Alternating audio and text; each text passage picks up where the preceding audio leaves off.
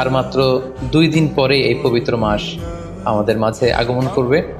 তাই আমাদের উচিত এই মাসটাকে ভাব গাম্ভীর্যের সাথে উদযাপন করা, to take the best out of this blessed month.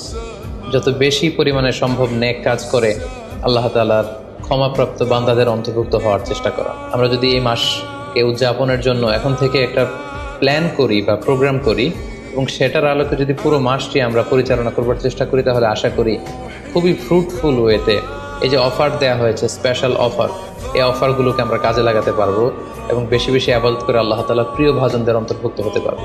তাই আর যেহেতু মাত্র 2 দিন বাকি, আমরা যদি এখন থেকেই একটি প্ল্যান করি বা একটি পরিকল্পনা সাজাই, হতে পারে এটা লিখিত পরিকল্পনা কিংবা অ্যাটলিস্ট নিজের সাথে নিজের বোঝাপড়া যে আমি এই কাজগুলো রমাদানে করতে চাই, এগুলো করতে চাই না, ডুজ অ্যান্ড ডোন্টসগুলোকে আমি মেনে চলতে চাই, যেগুলো করা উচিত এগুলো আমি বেশি বেশি করব, যেগুলো থেকে দূরে থাকা উচিত এগুলোর ব্যাপারে আমি সাবধান থাকবো। অ্যাটলিস্ট মনের সাথে মনে একটা বোঝাপড়া অথবা কাগজে লিখে আমাদের একটি পরিকল্পনা করা উচিত।